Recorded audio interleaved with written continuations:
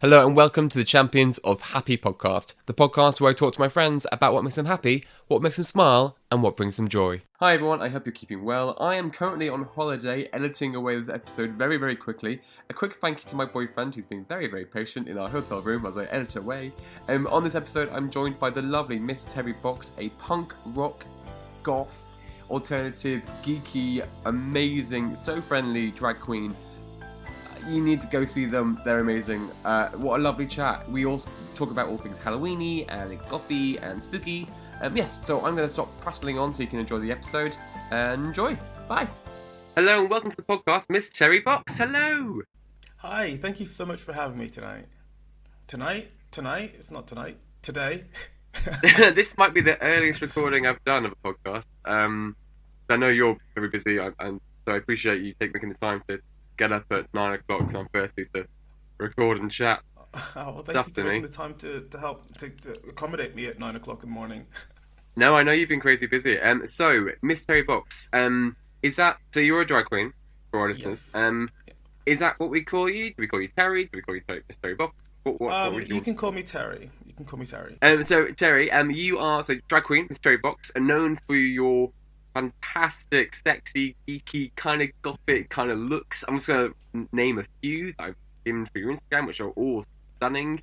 We've got Punk Storm from the X-Men, we've got her Powerpuff Girls, Alien from the film Alien, Winifred from the Stanley Sisters Hocus Pocus, Poison Ivy, which was so hot, Fifth Element, Misty from Pokemon, and most recently, which I was a bit surprised to see, Teletubbies.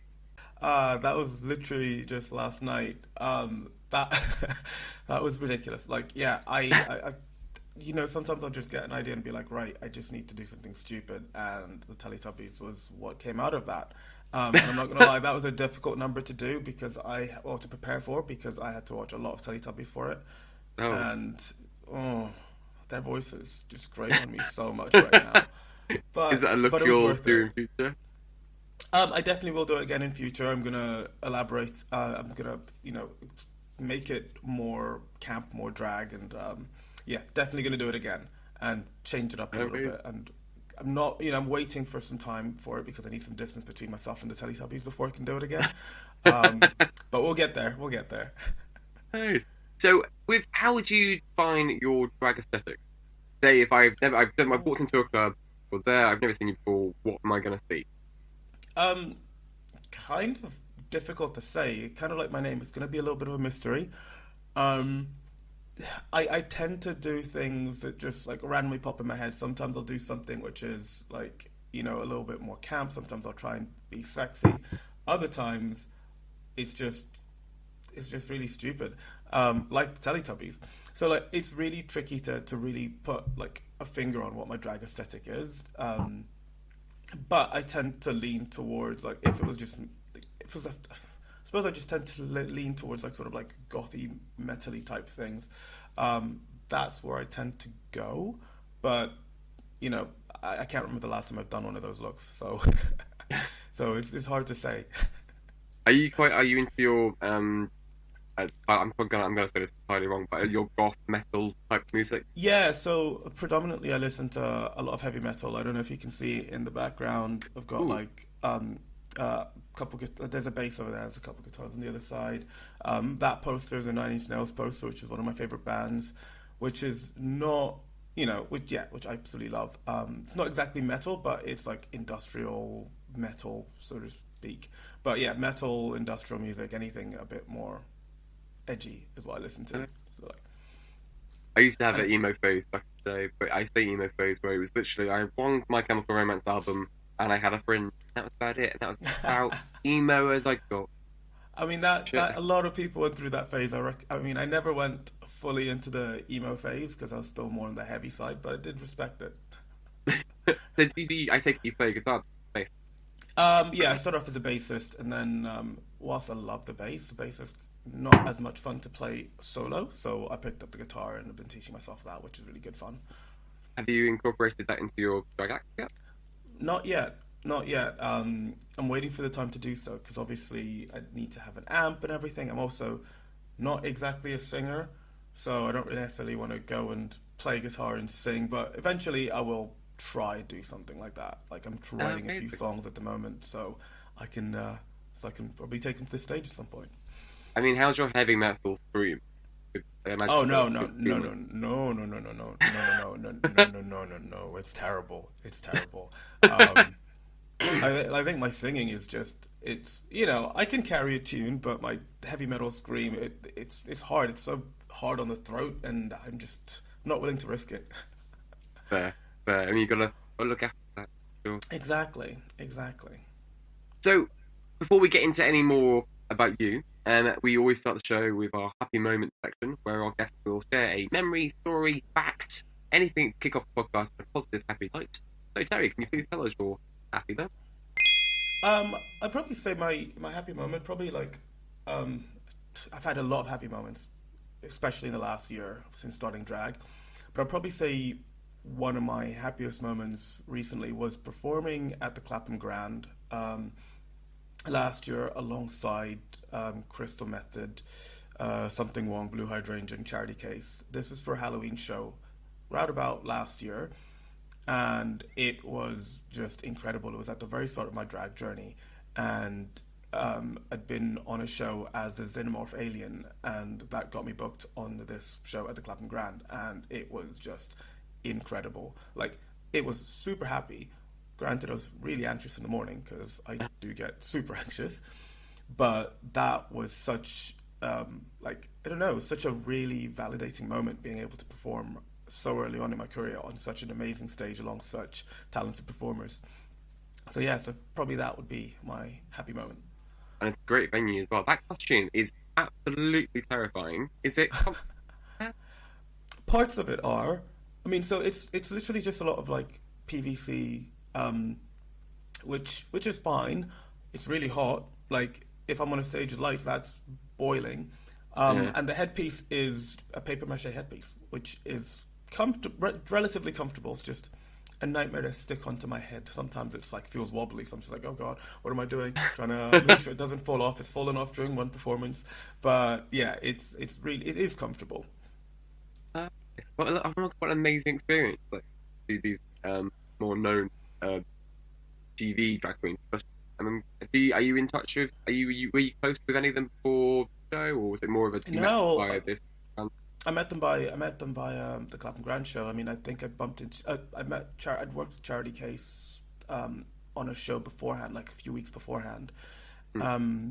and I think they introduced me to or they put me forward for that gig, which was really exciting and really awesome. So I'm really grateful for that. But yeah, so I didn't really know them much before then, and then just got to meet them all on the show night, which was really cool. So cool. So I guess with your drag, make all your own. Do you make all your own outfits?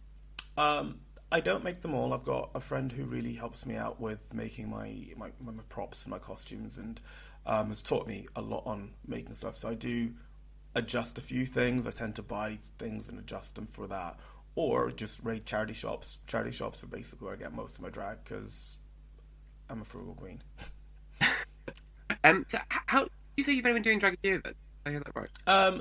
Just over a year now, I suppose. I think I started in lockdown. Just doing digital drag was my intro to drag, and then hit the stage for the first time in September last year. I was like, And what a journey! it's been one hell of a journey. I've loved every step of the way. It's been stressful. It's been fun. It's been a lot of learning, which has Did been you think amazing. when you started on online, did you ever think you'd be performing in real venues? What made you pick? What made you make the start? So I actually did want to start performing before the lockdown happened. I had ideas of performing. I was actually in touch with a couple of producers to be like, "Hey, can I do an open mic on your show?" And then the lockdown happened, so I basically got, relegated to my room to do drag there. And I'd only really been in drag like a couple times, like once before the lockdown, which is wild to think.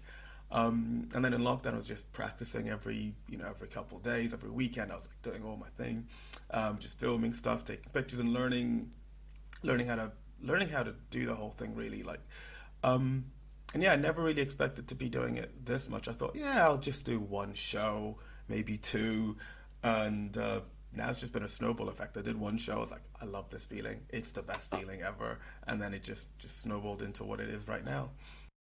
Did you have many drag? You know, many people who do drag or they drag friends, drag family before you started that helped you out, or self-taught? Self-taught, I suppose you say mostly self-taught. Like I had friends who kind of showed me a few things. Like before I'd ever done my makeup, I had my friends doing my makeup for me. But then during lockdown, I ended up just teaching myself how to do things and learning from a lot of people, because the online drag community is amazing. Like I've made so many friends within the drag scene just by virtue of the internet. I say internet, just Instagram. Just connected with so many people who give me so many different tips and guided me throughout the process, and it's really been helpful. So yeah, I couldn't have done it without the support and love from the community. So I actually came across you first via a online show. So our friends from the Once Upon a Screen podcast, Ben and Mikey, they had, was it their birthday or anniversary? I think it was an anniversary podcast, because I remember that. I remember exactly where I was doing a Maleficent lip sync. And I remember you from that as well, because you create this amazing video package for them to congratulate them on their anniversary, which was so sweet to see. Oh yeah, that was tough to like find people via Instagram if you don't follow you. But that's when I first came across you. And I remember you were wearing really large heels. I think you were wearing really large heels. And your Maleficent get-up and horns. That must be so challenging to do via webcam and Zoom. Like, how did you enjoy doing things on Zoom? I did enjoy doing things by Zoom. I think it was really useful to me because I'd never done things in front of like crowds of people at that stage, and so being able to sit and have like a live audience that wasn't like right in front of me helped with my sort of like performance anxiety. So I was like, hey, you're on a screen, it's fine. But even still, like it was amazing to be able to just perform for people and be wanted. Like people want me to perform on a live show. It was such a fun experience, and I don't know why I was wearing heels when I was on Zoom and you didn't really see everything for most of the number. I could have been a bit more because it's drag. God damn it! That's why. Exactly. I'm gonna go with full pelt. So I've never done a podcast with anyone in real life yet. Every podcast I've done has been via online. Did you start the podcast during lockdown? Did you start before then? No, it was my creative project within lockdown that gave me a little bit of sanity to keep going. So I don't know what I'd actually be like if I was trying to do a podcast person. I think I'd be like, thrown. I quite like the safety of being behind my computer in my TJ bottoms. Exactly. You can see what you're wearing. It's great. Oh yeah, I've done some podcasts where I've got bed hair now. You should see some I've done in the past. So where did your name come from, Terry Boxx? Is this also a really boring question? Do you get this asked a lot? I get this asked a fair amount, but it's actually quite a fun. I mean, for me, it's quite a fun story. But it's actually I preface it by saying it's a fun story. It might be really shit. I was with some friends and there was a birthday party, and we had this mystery box which had a mystery surprise item inside, and we basically were singing a song about this mystery box, and I slowed it down and I was like, oh, mystery box sounds a bit like Miss Terri Boxx. Cool, that's a drag name and a half. I'm taking it, and and that's the story of my drag name. But it's still funny because I know a lot of people who I've known from the beginning of my journey as well still don't get only messaged me recently to tell me that they've got the pun in my name.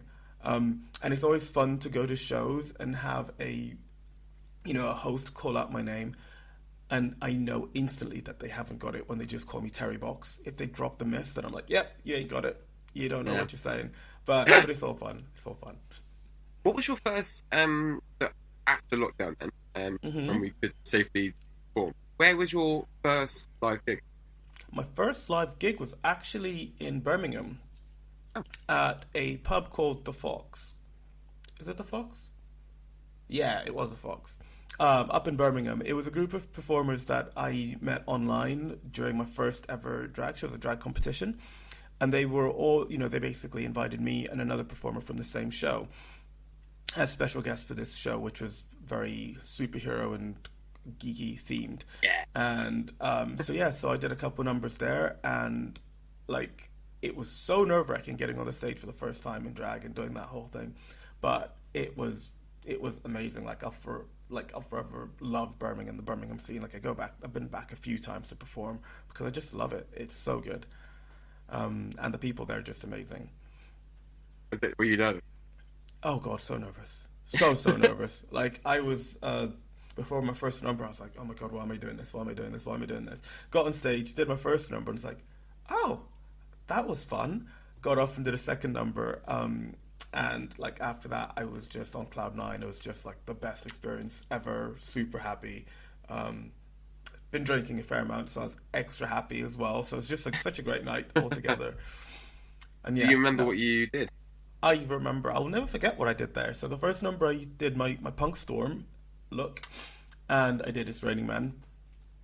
Like what a cliche first drag song to do. But genius for a Punk Storm to do. So. True. And then the second number I did was a Sweet Dreams mashup as him from the Powerpuff Girls, which is one of my favorite looks to wear because I just love him so much, and it's just fun to just wear a pink tutu and my heels. So yeah, so those two numbers, and I had such a good time with them. When you first started wearing heels, was that or were you quite a natural? I would like to say, okay, so I could walk in them, but I walked like John Wayne. So I was comfortable. I could move, I could kick, and all sorts of things. But I walked like John Wayne. I feel like my walk has changed significantly since then. But I was always able to move in them. Never. I mean, yeah. So I couldn't run back then, but now I can. Now I'm super comfortable. I can do pretty much anything. I still walk a little like John Wayne, especially when I get tired. But it's not as bad. I mean, John Wayne had a very sexy walk. Okay. Yeah. We'll say that. We'll say that.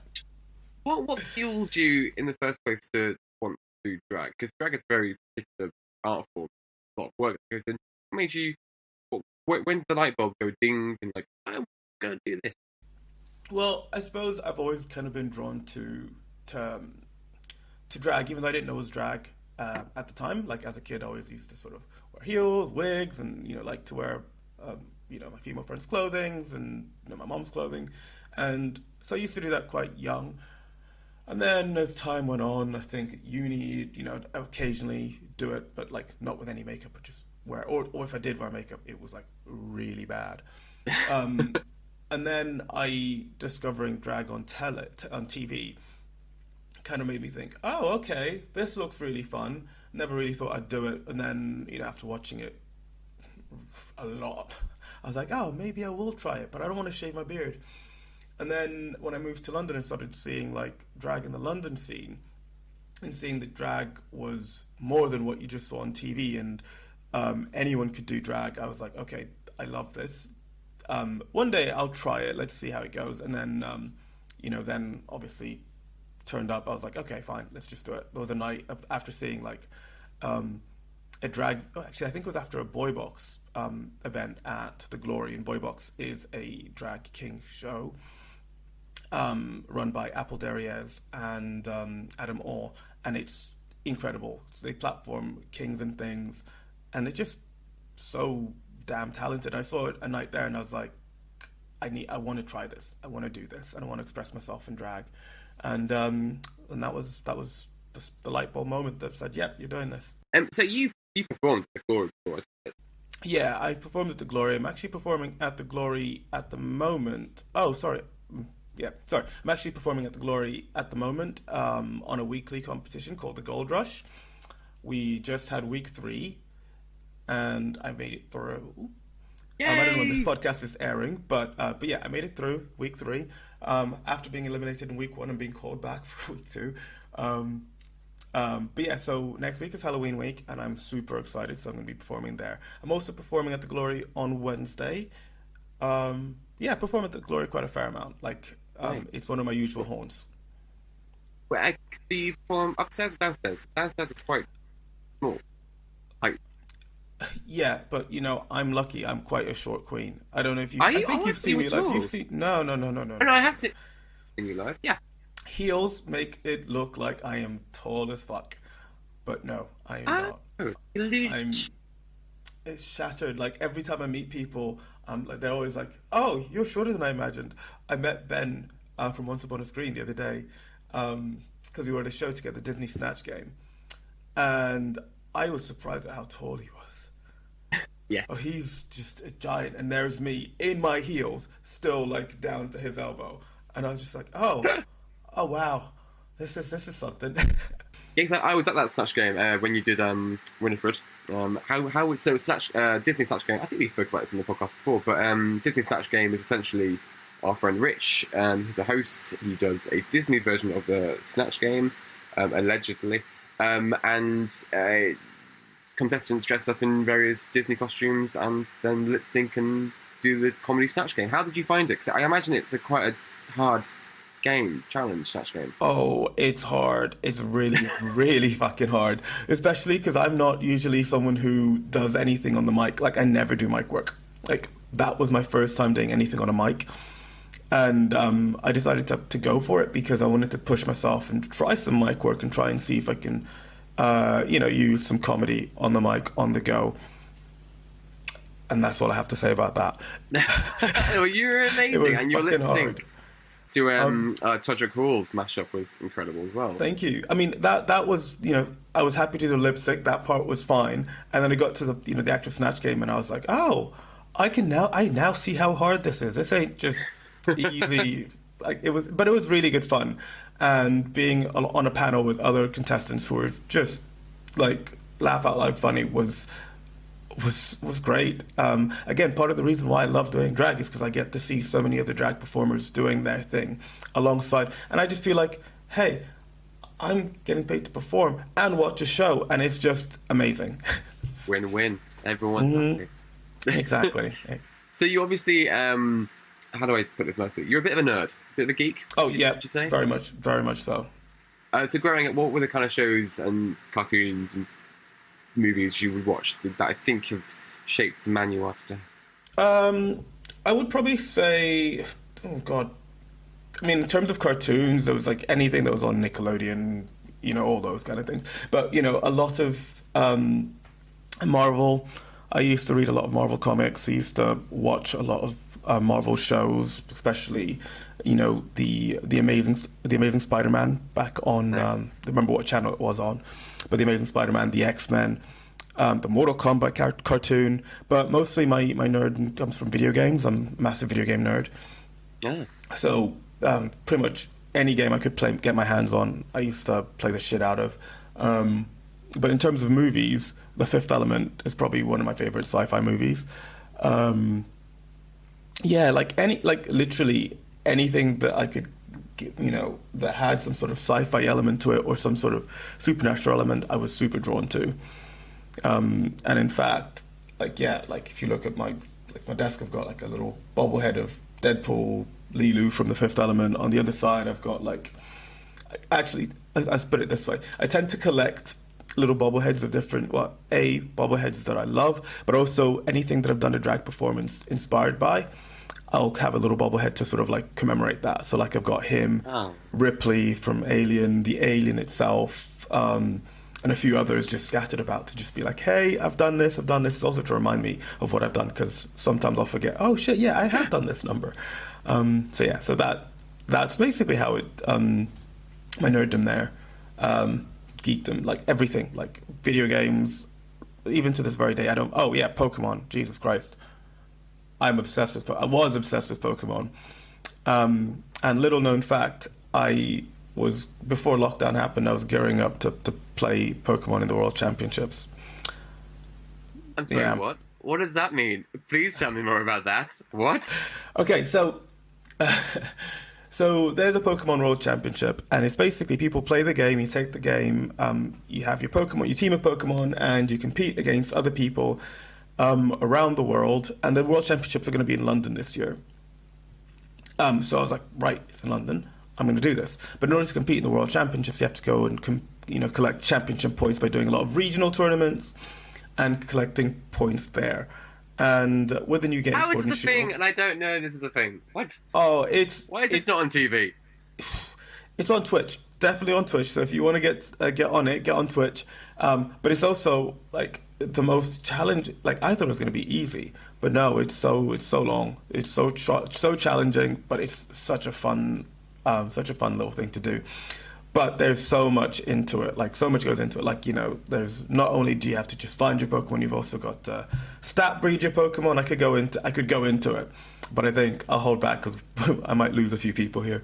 But it's very detailed. The game is so strategic, and it's more than just catching the Pokemon you want and training it to level 50 or whatever, or 100. There's so much like meta data that you have to fix and make sure that your Pokemon are bred to the right ability. It's really fucking weird. It's like eugenics for Pokemon. It's disgusting, but at the same time, it makes you, you know, do the thing. Like, you've got to make sure they have the right stats in the right places, depending on the type of Pokemon you have, the right item types, and then or the right natures. There's so many little hidden details in the game that that can make or break your team. So I was training for the World Championships back before lockdown happened. And it was great. I was doing pretty well, but then lockdown happened, and I had to cancel my trip to Germany to compete there. And You would have gone to Germany to do it. yeah, I had everything booked. We were ready to go. With a little team of us who'd been working together, getting our teams perfect, so we could like synergize and all get to the World Championships together. But yeah, we both basically. I've quit now. I haven't picked Pokemon up properly since we had to pull out of that. So I've got to ask then, if Pokemon was real in the real world and you could only have one Pokemon, which Pokemon would it be? Oh, see, this is tough now. Like, do I want a Pokemon There's practicality? so many now. There's so many. I would probably go with a Garchomp. You see, I think that's one of the newer ones, isn't it? Is that one of the new It is one of the new ones. Okay, let me go back onto the old. Oh, no, in I that can case. Google it. What was it called? A Garchomp. Oh, God, see, I do play Pokemon, but I don't really... Oh, okay, no, I do know this one. That is a cool one. Yes. Are you playing Pokemon Unite on the Switch? I am playing Pokemon Unite, and I suck at it. So- Because I took a break. When I first started, I was like, yeah, I'm doing great, I'm doing really good. And I took a long break, and I'm coming back to it, and I need to learn the game again, because there's so many, people take advantage of all the little hidden tricks and stat boosts that Pokemon have or characters have, and learning the map properly and all the little timing things, and it's a lot to learn, and I can't be bothered to learn it again. But it is a really fun game. If you were a gym leader, what element theme would be your gym? See, I'd probably go with fire. Fire, but I'd also go with rock type. Either of those two. Probably fire. Actually, let's go with fire type. Okay. So if I assume then, if I were to offer you Bulbasaur, Charmander, or Squirtle, Oh, go Charmander? Charmander for sure. My order is always Charmander and then Bulbasaur. Sorry, not Bulbasaur, Squirtle. Bulbasaur, I just no. If I was off for that, I'd just leave it. Oh, I love Bulbasaur. I always Bulbasaur's cute, but no, I can't deal with grass type Pokemon. They just, I don't know what it is actually. Although more recently, I've kind of maybe changed my mind on it. But whenever I played the games in the past, I'd never choose Bulbasaur. Never. Bulbasaur. I'd only collect it if I could put it in my Pokedex and then just be like, okay, thanks, bye, trade it. Oh. That's quite a cruel world, Pokemon, really, isn't it? It really is. I could never do that to a pet. No, imagine getting your dogs and cats to fight each other and then trading them. Trading them and be like, okay, now you go for that one. But my last really Pokemon-related question then, and what did you think of Ryan Reynolds' Pikachu movie? I loved it. I was expecting it to be horrible because video game movies are never great, but goodness, that was much better than expected. It was a bit of nightmare fuel because I was never expecting to see a real life Mr. Mime or a Jigglypuff with fur on it. That was weird, but at the same time, they would have fur. They are animals at the end of the day, so it was a bit of a weird head fuck to see these characters or these Pokemon looking so realistic. But yeah, I really enjoyed the movie, and I don't think Ryan Reynolds can do any wrong. So I was there for it. Speaking of Ryan Reynolds and movies and video games, have you seen his new film, Free Guy? Not yet, not yet. I am surprised that I've not rushed to watch that as soon as it came out. I've just been too busy. But yeah, Free Guy's on my list of things to watch. I don't know if it's going to be any good. I've not read anything about it, but again, I love Ryan Reynolds, so like I'm probably going to enjoy it regardless. Okay, well, no spoilers for you. Then I have seen it. It is good. I think you will enjoy it. Excellent, excellent. Say on it. I don't want to hype it up too much. Let's see if I can watch it tonight. Yeah, it's now on Disney Plus, so perfect. The talking. So totally sidetracked from what we were meant to be talking about. So I wanted to ask. So I know you're a regular at the Glory. Generally, where else do you tend to perform? So I tend to perform at a few places around London. The Glory is one of my regulars, as well as Colours Hoxton. I do a lot of shows there. Now it's hard to think of where I've performed in London. I think those two are probably the most I've performed at. I've performed at a few other places, like the Matchstick Pie House once.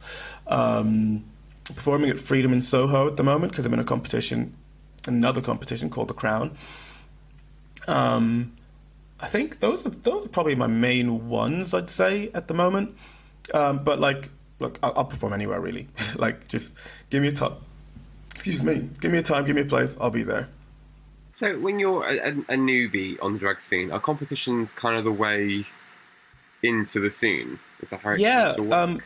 I think competitions are really good in drag, be it digital or even be it in person, because it gets you, exposure to other artists, other performers, your peers, but also you get feedback from judges who are usually established people in the scene.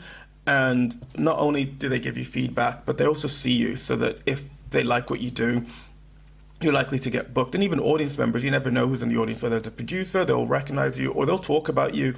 And that can get you seen in more places than just one. Obviously, I say obviously. Why did I say obviously? I say that word a lot. But no, so doing the competitions does that a lot. And regardless of whether you do really well in a competition, or you do, like, whether you place highly in a competition or not, the fact that you've gone there and people are seeing you, it's also a gig, right? Any gig you can do is a good opportunity to be able to be seen. And a lot of people don't really take a chance on newer performers who just to go on a show, unless it's an open mic slot, in which case that is also another way to sort of get seen. Like I say, open mic slots, competitions, anything that you can do. I mean, it's usually unpaid, but it's a great way to get people to see you and learn who you are and get to know you. And I think a competition is better for that than an open mic, because you get different challenges put to you and you have to really express yourself in different ways, and it's much easier to do that when you've got a creative brief and you've got to interpret it your way. That's a really good way of being like, right, this is how I do drag, this is what I do with my drag, and that's how people see you there. So I'd probably say that's probably why competitions are great for it. But that being said, I can't believe I'm doing two at the same time. It's stressful, but it's fun. But it is all really fun. So you're doing Gold Rush, and what's the other one you're doing currently? The Crown. The Crown. Yeah.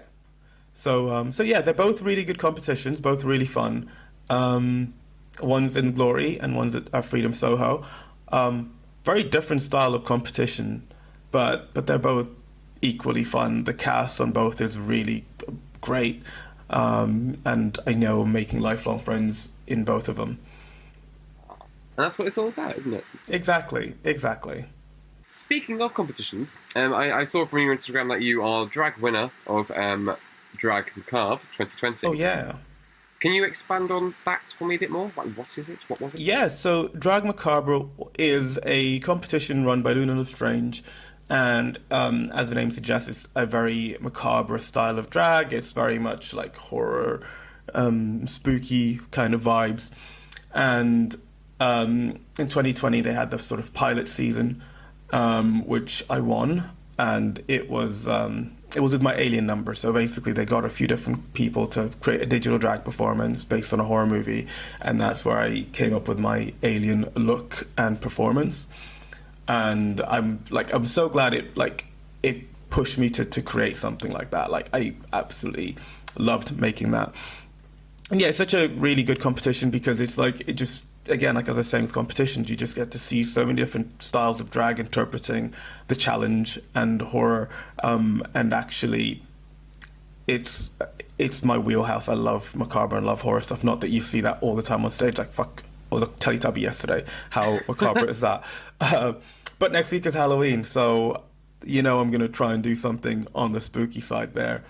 So Drag Macabre, yeah, definitely a spooky horror competition. I think there's going to be another season next year. This year's competition was so good. Like, it spanned a few weeks, and I had so many people I love on the show, doing all sorts of crazy macabre things. Not crazy macabre things. Let's rewind a second. All sorts of different incredible performances and interpreting the challenge of inner demons in their own unique way. And everyone was amazing. Like, they all made me feel different things. Some of them, went the traditional scary route. Some of them went sort of like the more internal, does that make sense? The internal spooky route. But it was just amazing to just see so many different people interpret a challenge in such an amazing way. And I got to help crown the winner, who was a good friend of mine, Dandy Issues. And yeah, he was amazing. And it's just such a good show. Such a good season. When it came to your contest, how did it work? Was it over a few weeks? Was it all online, wasn't it? Yeah, it was all online, and for the pilot, I'm lucky I was in the pilot because it was just one day. It was like just one number, so that was fine. Although actually, the next season was just also one number, but it was split over a few weeks because they had a lot more competitors. Whereas on my season, I think there was about 8 of us, and we all were just given one theme, and we're like, produce something to this theme, and let's go with that. I came out on top, which was really exciting. I wasn't expecting to win anything there. I was just kind of like, let's make this Alien video. And to this very day, I think it's probably one of my proudest digital drag performances because, like, I really went in on the editing. Like, it feels like I made a little motion picture there. So it's still out there for people to view? That video is still on my Instagram. I'm looking to move everything to YouTube as well, depending on what happens with copyright, because YouTube is a little bit more harder on that. But no, I am definitely looking forward to taking it to it's all on my Instagram, and you can find it there on my IGTV. I've got like all my digital drag, most of my digital drag numbers there. So there's that one. And then another one, seeing as we just spoke about Pokemon, there's another Pokemon-themed one there as well, so take a look at that while you're at it. So is Halloween season coming up? Have you always been a fan of Halloween? I've always been a fan of Halloween. Like, as a kid, I always loved horror movies. Halloween was always a good time to dress up, but I never really went all out when I was younger. I kind of was... I did, but it was very lazy. Like, I know that if I go all out now, like, it's a different story.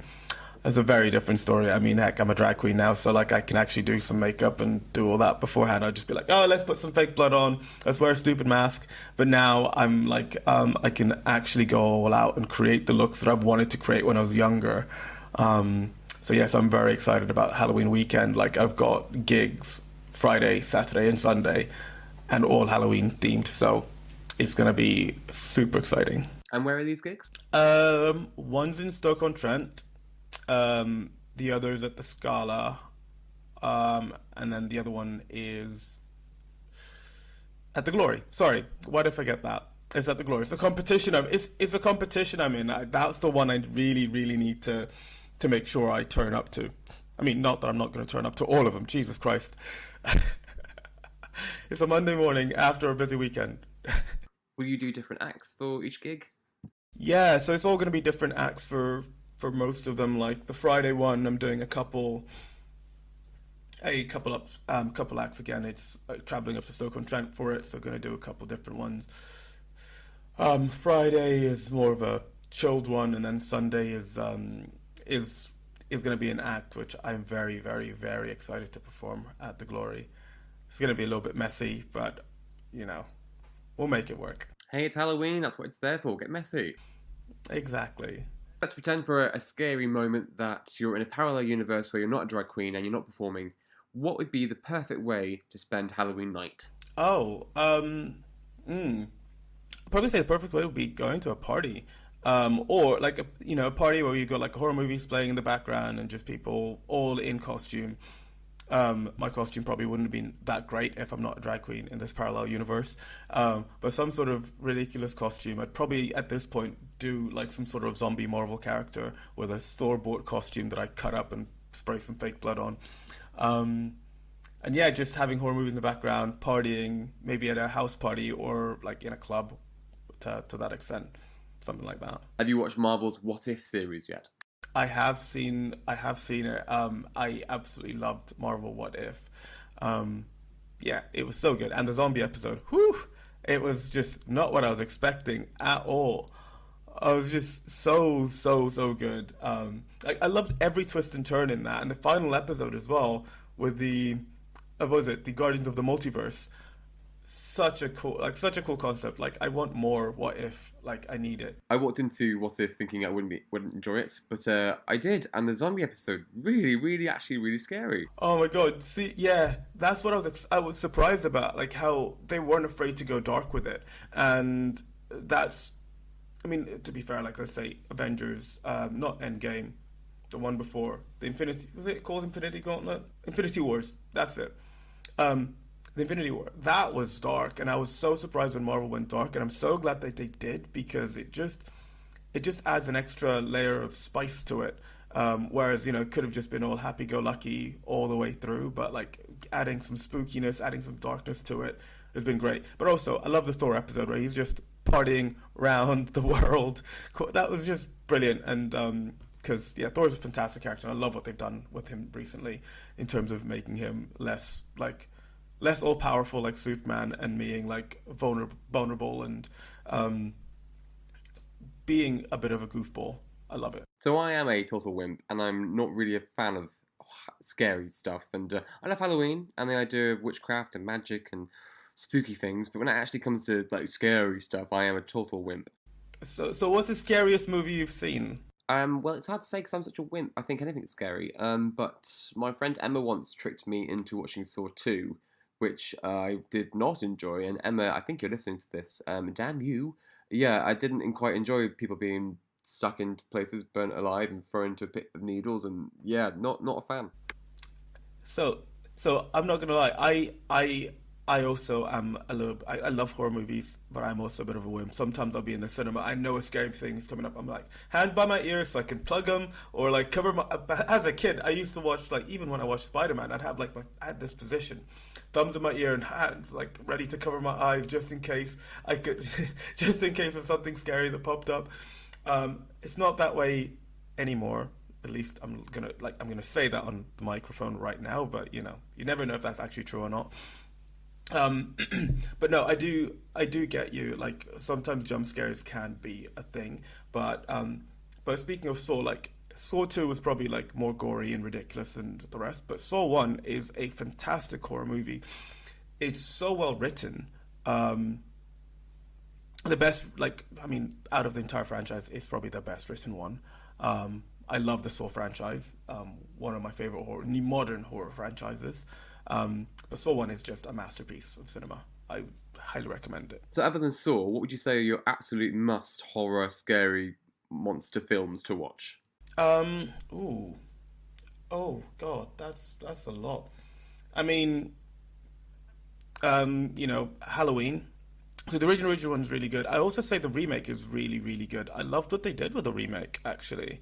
Because, like, all the sequels to Halloween were kind of rubbish. And so to go back and see this new one, which has kind of transformed it into something that's actually, like, almost a direct sequel to the first film, and, like, ignore all the other sequels, was really cool. I really enjoyed that. But in terms of other horror movies, I'd probably say... it depends on the kind of vibe you're going for, because like the Friday the 13th series are great. Oh, fuck me, how am I forgetting about Hereditary? Hereditary, is incredible. Like, it's recent, really recent, like maybe 3-4 years ago. So good. The Exorcist, how could I forget The Exorcist? I remember being so scared of that as a kid. Like, I wouldn't look at a Ouija board. So yeah, The Exorcist is definitely another one on that list. God, it's really hard on the spot now. I have a whole list of horror. Oh, His House. His House is brilliant. I have a whole list of horror movies. Like, I literally collect. It's gonna come to me. I'll send it to you later. Jesus Christ, my throat. But yeah, there's so many horror movies that I like absolutely love. But at the moment, I'm kind of very into this whole franchise. I'm not gonna lie. I'm the sort of person who will sit there on YouTube and watch videos about my favorite films and horror movies, especially because like all the nice little hidden details, and horror video games as well. Like the Resident Evil series is just incredible. But alongside that, the Silent Hill series. Silent Hill 2 is probably one of the most masterfully created horror experiences, because it's not just a game, it's a full experience. Like, it's storytelling done with like elements of horror, and you're playing the character, and every decision that you make in that game, even back on the PS2, every decision that you make affects the game in a different way, and affects the character. Like, it's just so incredible. Like, I want everyone to play it, but also if you can't play it, just go on YouTube and watch someone talk about Silent Hill 2 and how incredible the game is, because it's just a masterpiece. Yeah, I haven't played many horror games because, as we've quite clearly established, I am a wimp and scared of everything. But I have played the Slenderman game, and that was, yeah, that's a scary one. We are near to the end of the podcast now, but I want to ask, if you could go back in time and talk to yourself at the start of your drag journey career, what advice would you give yourself? I'd probably just tell myself to relax and enjoy the process. Not that I didn't enjoy the process, but just to relax more and stop comparing myself to other people, because it took me a while to stop doing that. Like, because as an artist, you're always going to be it's really easy to compare yourself to others, but it's not really necessarily great to do so. I mean, I guess that's quite hard though, because when you're doing competitions, you're bound to compare yourself to other people while you're competing. It's really hard not to. It's really hard not to. But at the same time, you're comparing yourself. I don't know how to put this in words. By comparing yourself, you're forgetting about who you are and potentially like missing out on really expressing yourself to your best abilities. Kind of like, I like to put my blinders on at the moment and just be like, right, what am I doing, and what do I want to do, and what do I want to show the world, or what stories do I want to tell with my drag. And yeah, I'm seeing other people do their thing, and I love it and respect it, but I'm trying not to let that influence what I do. So I still keep my unique perspective on everything. And I think at the start of my journey, I was like, looking at these people and being like, oh my God, I need to be like this person. I need to be able to do my makeup like this person. I need to be able to do this like this person. Be able to dance like this person. But like, ultimately, I realized I don't. I just need to be the best version of me that I can be. And yeah, I can look at people for inspiration, but I can't compare myself to other people, because that can become a slippery slope. Because everyone's journey is unique. Everyone comes to the table with their own unique set of skills, unique perspectives.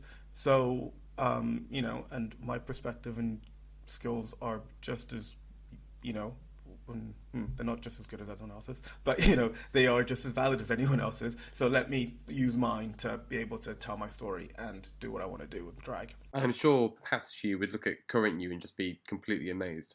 Oh, past me would be like, what the fuck? I still can't believe. I look back at pictures of me a year ago and I'm like, what the fuck was I thinking? So the other me a year ago would probably be looking at me being like, damn, how'd you get this good? So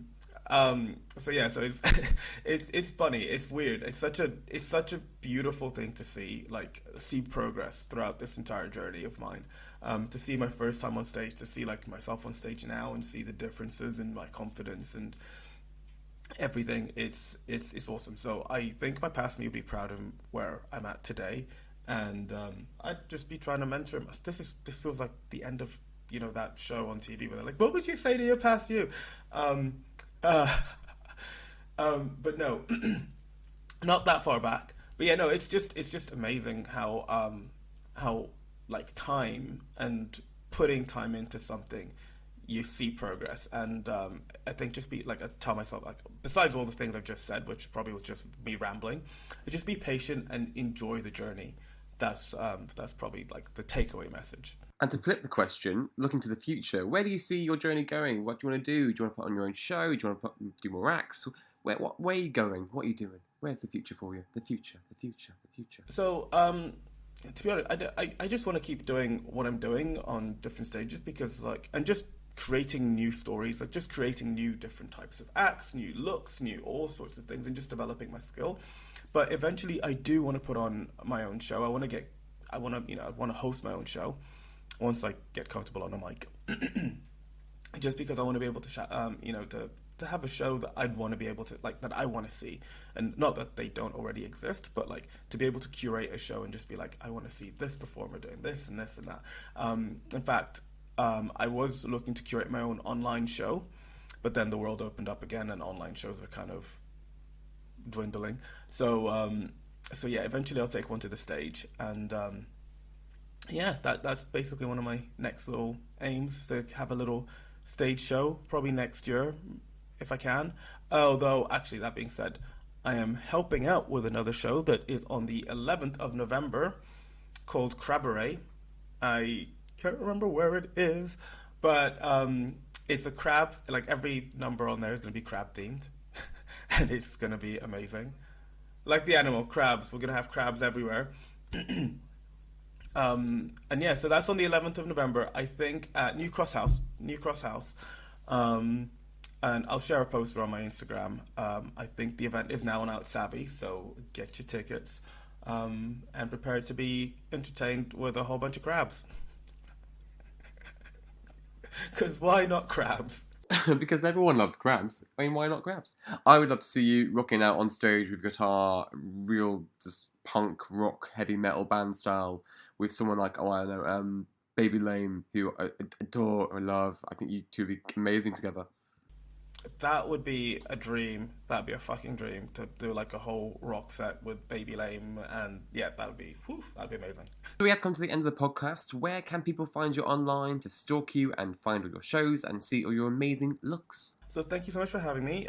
People can find me on Instagram at miss.terri, spelled with an I, Boxx with 2 X's. Not all of those words, but just Miss Terri Boxx. So that's where you can find me online. I'm on Twitter with the same handle, but I rarely tweet. I think I've got 2 tweets since I ever joined. But yeah, that's basically it. And you can find me on stages around London and other parts of the UK. My link tree is in my bio on my Instagram profile, so if you do want to come see me perform, come along. But yeah, that's where you can find me. Thank you very much, Terri, for joining us. You've been an absolute delight and treat. I can't wait to see you again on stage in the future. But for now, we'll call it goodbye. Thank you so much. Talk soon. Amazing. Thank you very much. Have a great day.